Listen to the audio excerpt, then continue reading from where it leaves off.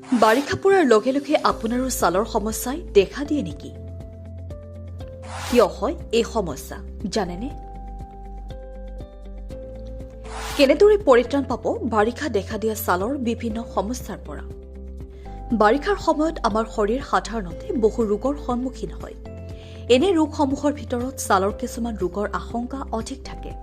সেমেকা বতৰ তথা পৰিৱেশৰ লগতে বৰষুণৰ পানীৰ সংস্পৰ্শলৈ অহাৰ ফলত ছালত ভেঁকুৰৰ সংক্ৰমণ আৰু এলাৰ্জি হোৱাৰ সম্ভাৱনা থাকে। যদি এই ছালৰ ৰোগ সঠিক সময়ত ধৰা নপৰে আৰু চিকিৎসা কৰা নহয়, তেন্তে পৰিস্থিতি অধিক বেয়াৰ ফালে গতি কৰিব পাৰে। ৰাজ্যত এতিয়া বাৰিষাৰ বতৰ। সাধাৰণতে বাৰিষাৰ সময়ত আমাৰ দেহ বহু ৰোগৰ বলি হয়। এনে ৰোগসমূহৰ ভিতৰত ছালৰ কিছুমান ৰোগৰ আশংকা অধিক থাকে। সেমেকা বতৰ তথা পৰিৱেশৰ লগতে বৰষুণৰ পানীৰ সংস্পৰ্শলৈ অহাৰ ফলত ছালত ভেঁকুৰৰ সংক্ৰমণ আৰু এলাৰ্জি হোৱাৰ সম্ভাৱনা থাকে।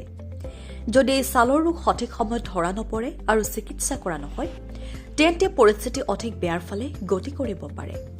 বাৰিষাত সাধাৰণতে ভেঁকুৰৰ সংক্ৰমণৰ সম্ভাৱনা যথেষ্ট বৃদ্ধি পায়। এই বতৰত ডাৰ্মেট'ফাইট আৰু কেণ্ডিডাৰ আশংকা থাকে। লগতে আন আনুষংগিক কিছু ছালৰ সমস্যাও দেখা দিয়ে। মূলতঃ ঘাম গ্ৰন্থিবোৰ বন্ধ হ'বলৈ আৰম্ভ কৰিলে এনে হয়। তাৰোপৰিও এই ঋতুত ছালৰ ৰোগ হ'ব পৰা আন কিছু কাৰণো থাকিব পাৰে। এনে কাৰণ আৰু ইয়াৰ প্ৰতিৰোধ কেনেকৈ কৰিব পাৰি সেই বিষয়ে জানো আহক। বাৰিষা কালত আৰ্দ্ৰতা বৃদ্ধি পায়। এনে অৱস্থাত ছালত বেক্টেৰিয়া বাঢ়িবলৈ আৰম্ভ কৰে। ইয়াৰ বাবে খজুৱতি, ফোঁহা আৰু আন বহুতো ছালৰ সমস্যাই দেখা দিয়ে।